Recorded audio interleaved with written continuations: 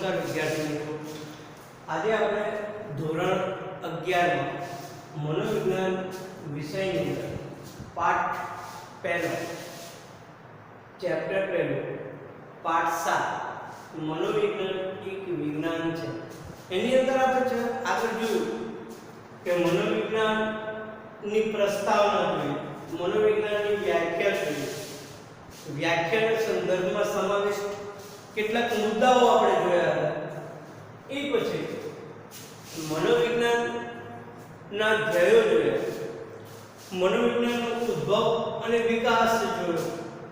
તો આજે આપણે મનોવિજ્ઞાનના અભિગમો પણ જોવાના કે મનોવિજ્ઞાનને વિજ્ઞાન તરીકે સ્થાપિત કરવા માટે જે મનોવૈજ્ઞાનિકોએ પ્રયત્ન કર્યો છે એની અંદર આપણે વ્યાખ્યા જોઈ, સ્વરૂપ જોયું, સ્વરૂપ અને વ્યાખ્યાની અંદર સમાવિષ્ટ મુદ્દાઓ જોયા, એનું સ્વરૂપ જોયું, પછી સ્વરૂપથી મનોવિજ્ઞાનનો ઉદ્ભવ ક્યારે થયો, એનો વિકાસ કેવી રીતે થયો, પછી જે તે મનોવિજ્ઞાનના ધ્યેયો કયા હતા એની ચર્ચા કરી। પછી મનોવિજ્ઞાનના અભિગમો, જેની અંદર 6 જેટલા અભિગમો હતા જે આપણે શરૂઆતથી યાદ કરી લઈએ।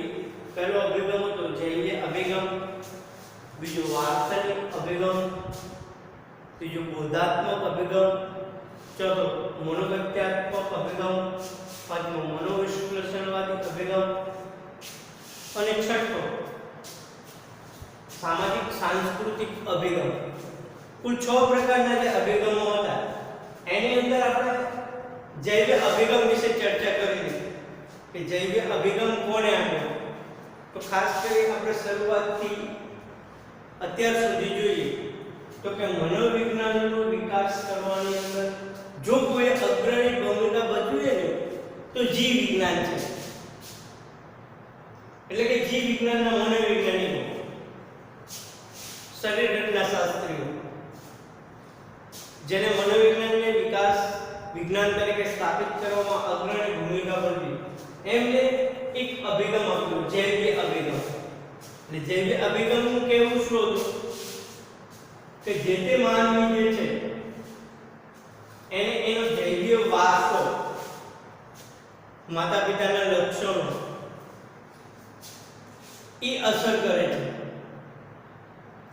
જો શરૂઆતની અંદર આ અભિગમ ખાસો સફળ પણ થયો, પરંતુ એમને ખાસ કરીને આંતરનિરીક્ષણ પદ્ધતિ જે આવી કે જે તે વ્યક્તિ એનું વિશ્લેષણ નથી કરી શકતા, આપણે જે તે વ્યક્તિનું વર્તનનું વર્ણન કરવું હોય આંતરનિરીક્ષણ પદ્ધતિ દ્વારા તો આપણે જે તે વ્યક્તિના શરીરની અંદર પ્રવેશી નથી શકતા। તો ક્યારેક એ પોતાનું જે મંતવ્ય આપે છે એ કદાચ સાચું ના પણ હોઈ શકે, એટલા માટે આ અભિગમ એટલો બધો સફળ થયો નહીં। એ પછી એના વિરોધની શરૂઆતમાં વાર્તનિક અભિગમનો ઉદ્ભવ થયો મનોવિજ્ઞાનની અંદર। જો ખાસ કરીને વાર્તનિક અભિગમ વિશે સમજતા પહેલા આપણે જોઈએ કે 20મી સદી એ શેની સદી છે તો કે એક ઔદ્યોગિક ક્રાંતિ અને યંત્ર વિદ્યાની સદી કહેવાય। ઔદ્યોગિક ક્રાંતિ એટલે આપણે સમજીએ કે આ સમય દરમિયાન નાના મોટા ઉદ્યોગોનો વિકાસ થયો, કમ્પ્યુટર, મોબાઈલ, પછી વાહન વ્યવહાર જેવી વસ્તુનો ઉદ્ભવ થયો, જેનાથી માનવીય વિકાસની હરણફાળ પડી। આનાથી પ્રભાવિત થઈ યંત્ર વિદ્યા અને ઔદ્યોગિક ક્રાંતિથી પ્રભાવિત થઈ ઔદ્યોગિક ક્રાંતિ અને યંત્ર વિદ્યા, આનાથી પ્રભાવિત થઈ વોટસને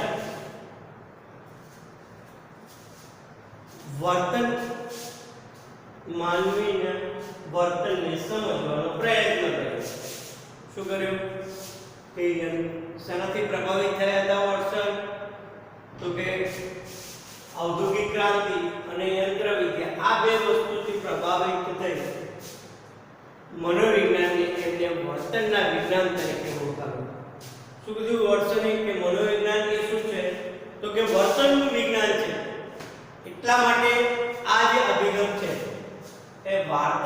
વર્તનવાદી અભિગમ તરીકે ઓળખાયો. વાર્તનિક અભિગમ તરીકે શા માટે ઓળખાયો?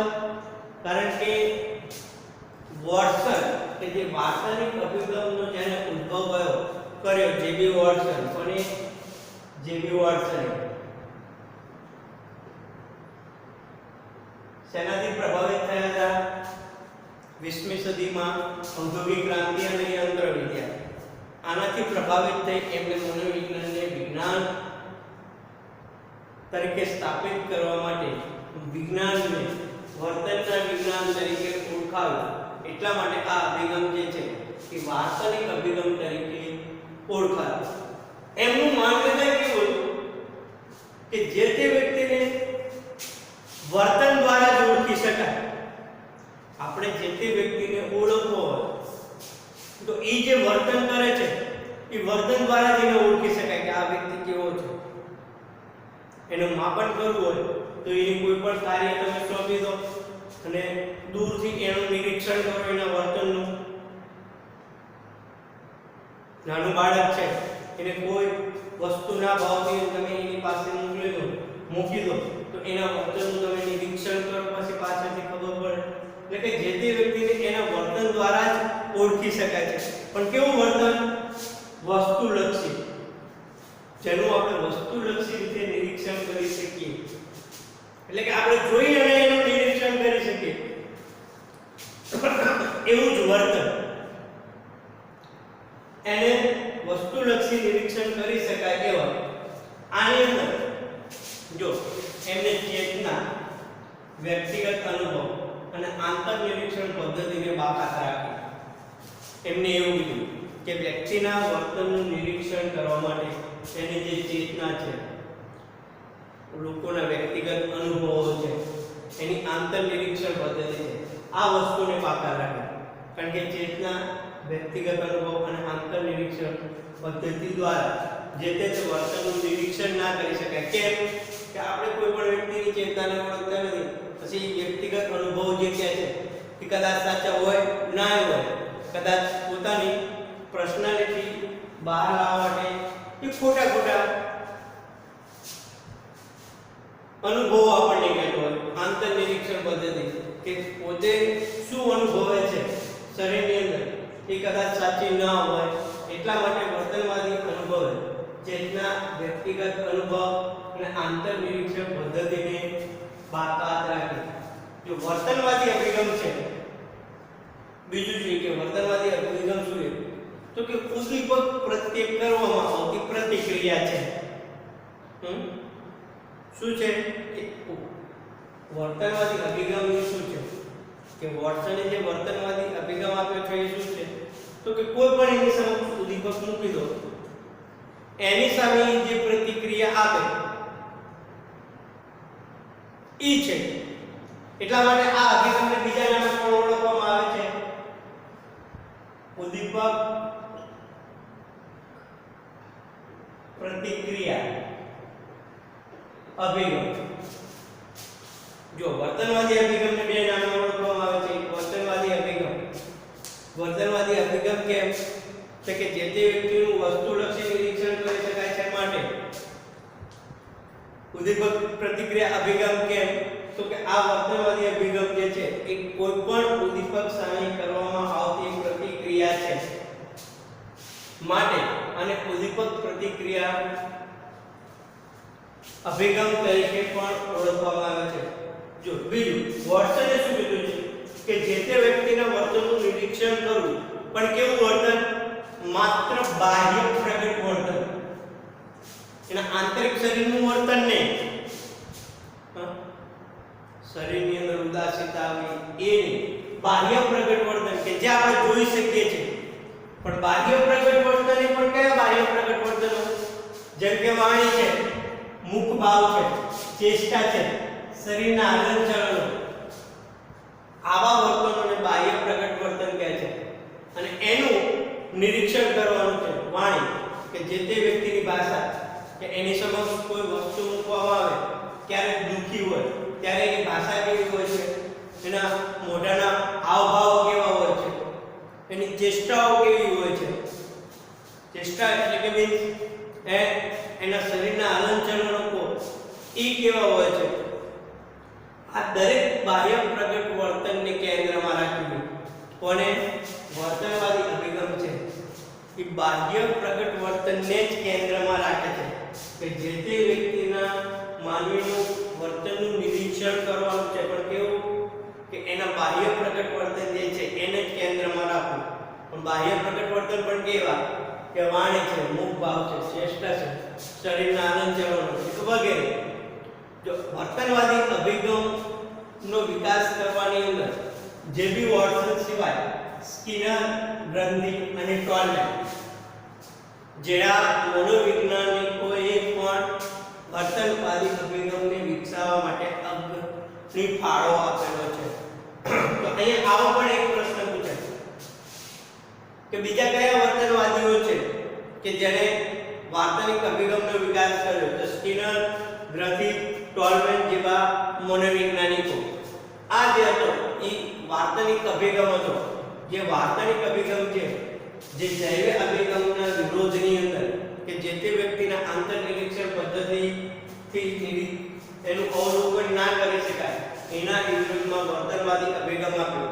જે શેને પ્રાધાન્ય આપતા હતા કે કોઈ પણ ઉદ્દીપક પ્રત્યે કરવામાં આવતી પ્રતિક્રિયા છે એટલે એને ઉદ્દીપક પ્રતિક્રિયા અભિગમ તરીકે પણ ઓળખવામાં આવે છે. પછી વ્યક્તિ વોટસન જે છે વર્તનવાદીઓ જે છે એ કેવા વર્તનને કેન્દ્રમાં રાખે છે? તો કે એના બાહ્ય પ્રગટ વર્તન.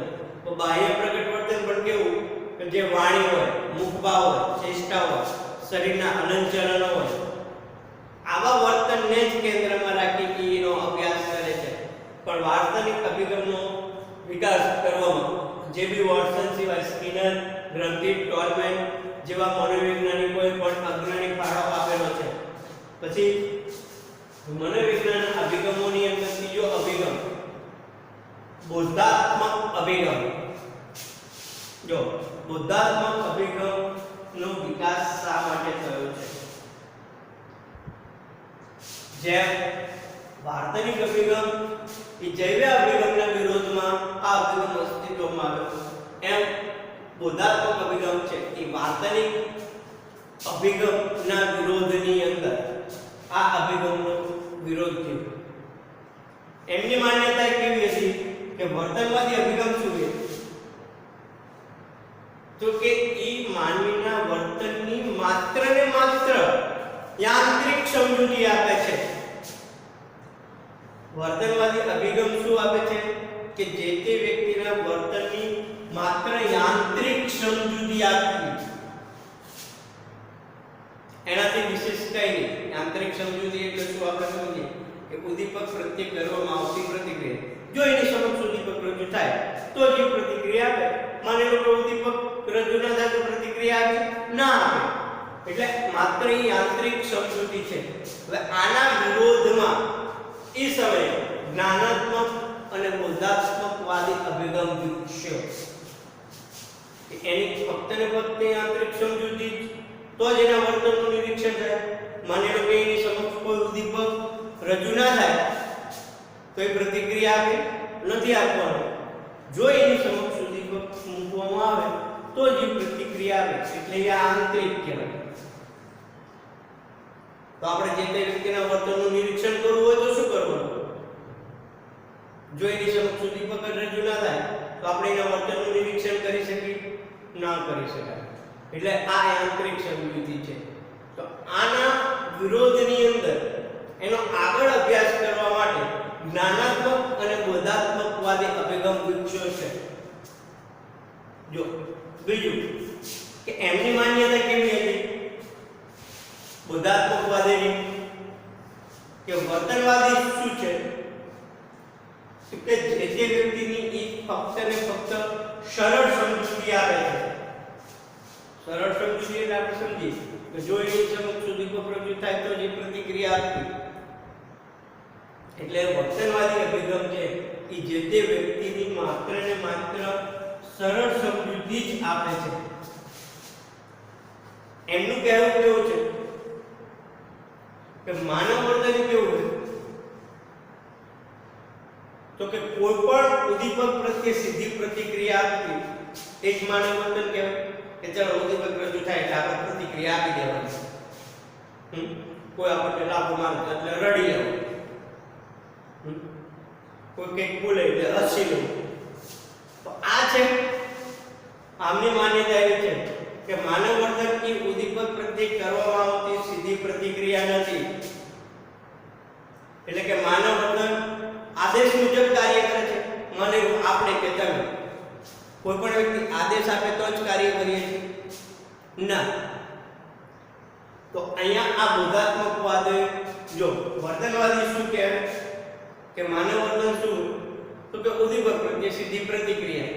એટલે કે કોઈ આદેશ આપે કે ચાલ બેટા આટલું ચાલ તો એટલું ચાલો, આ આદેશ મુજબનું કાર્ય છે. અહીં બેસી જાય તો અહીંયા બેસે. ઘરના કોઈ વ્યક્તિ આપણને કહે ત્યારે હું ના આવું ત્યાં સુધી અહીંયા બેસી રહ્યો તો આપણે ત્યાં બેસી રહીએ નથી બેસી રહેતા. એટલે જ્ઞાનાત્મક બોધાત્મકવાદ અભિગમ એવું કહે છે કે માનવ વર્તન એ ઉદ્દીપક પ્રત્યે કરવામાં આવતી સીધી પ્રતિક્રિયા નથી અથવા કે આદેશ મુજબ કાર્ય નથી કરતું. વર્તનવાદીના મતે બીજું જોઈએ કે વર્તનવાદીના મતે શું છે? આ વર્તનવાદ શું માને કે માનવ વર્તન એ કેવું ટેલિફોન જેવું છે. ટેલિફોન જેવું કેમ કે વર્તનવાદી છે એને મહત્વ આપે છે ઉદ્દીપક અને પ્રતિક્રિયા. તો ટેલિફોન એ શું? ચાલો આપણે કોઈને ફોન કરીએ, ફોન કરીને આપણે એની સાથે જે પ્રશ્ન પૂછે એનો એ જવાબ આપે, એ પ્રશ્ન પૂછે આપણે એનો જવાબ આપીએ. એટલે વર્તનવાદીના મતે માનવ વર્તન એ કેવું હોય તો કે ટેલિફોન જેવું કે આપણે જે એમને જેટલું પૂછીએ સામે કેટલો જ જવાબ આપે છે. આપણે એને જેટલો પૂછે આપણે એટલો જ એનો જવાબ આપે છે. ઈ ત્યાં શું કરે છે, અહીંયા આપણે શું કરીએ છીએ એને ખબર છે નથી ખબર. એટલે માનવ વર્તન એ માત્ર ને માત્ર ટેલિફોન જેવું છે કે ઉદ્દીપક પ્રત્યે સીધી પ્રતિક્રિયા આપવી, એ સિવાય કંઈ નહીં. જ્યારે બોધાત્મકવાદી મનોવિજ્ઞાન ના મતે માનવીનું વર્તન એ કેવું છે તો કે કોમ્પ્યુટર જેવું છે. કોમ્પ્યુટર શું કરે? આપણે એની અંદર કોઈ પણ પ્રકારની માહિતી દાખલ કરીએ તો એ માહિતી દાખલ થાય એ માહિતીનું શું કરે? પહેલા અર્થઘટન કરે, પૃથ્થકરણ કરે, પછી ઘણી બધી માહિતી ભેગી કરે, ઘણી બધી માહિતી ભેગી કરી એના ઉપર પ્રક્રિયા કરે, પ્રક્રિયા કરીને જે તે નિર્ણય ઉપર આવે છે. ડાયરેક્ટલી નિર્ણય ઉપર આવી જાય નથી. જ્યારે વર્તનવાદીના મતે કે એ સામે જે કે યસ પેલું એ સીધા નિર્ણય ઉપર આવે. જ્યારે બોધાત્મકવાદી મુજબ માનવી વર્તન એ કોમ્પ્યુટર જેવું છે કે કોમ્પ્યુટરની અંદર આપણે જે માહિતી દાખલ કરીએ છીએ એના ઉપર એ પ્રોસેસ કરે છે, પછી આપણે ઇનપુટ દાખલ કરીએ, પછી એના ઉપર પ્રોસેસિંગ થાય છે, પ્રોસેસિંગ થાય પછી આઉટપુટ તૈયાર થાય, પછી એને પ્રિન્ટર દ્વારા બહાર કાઢવામાં આવે છે. એકદમ સચોટ કાર્ય. જ્યારે માનવ વર્તન પણ એવું કે માનવીની સમક્ષ આપણે કોઈ પણ માહિતી આપીએ છીએ એ માહિતીને સીધી સાચી નથી માની લેવાની, પણ એ શું કરે? એ માહિતીને અન્ય સાથે સરખાવે છે, એનું અર્થઘટન કરે છે, પછી એની સાથે બીજી માહિતી ભેગી કરી પૃથ્થકરણ કરે છે અને પછી યોગ્ય લાગે તો એ નિર્ણય ઉપર આવે. એટલે માની લો કે આ શું છે? બોધાત્મક અભિગમ એ એકદમ સ્વતંત્ર વિચાર શક્તિ છે.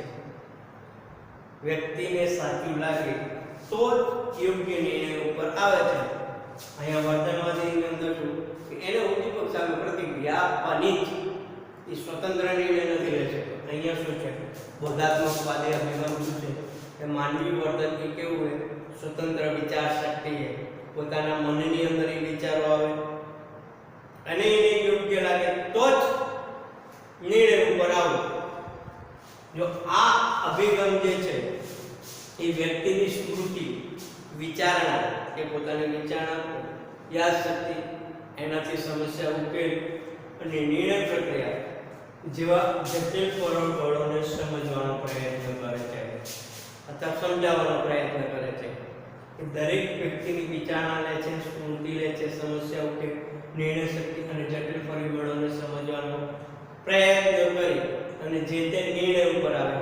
બીજું કે આ જે અભિગમ છે એ જે તે વ્યક્તિના શૈક્ષણિક, બોધાત્મક અને વિકાસાત્મક પરિબળોના સંદર્ભમાં માનવના વ્યાપારને સમજવાનો પ્રયત્ન કરે છે.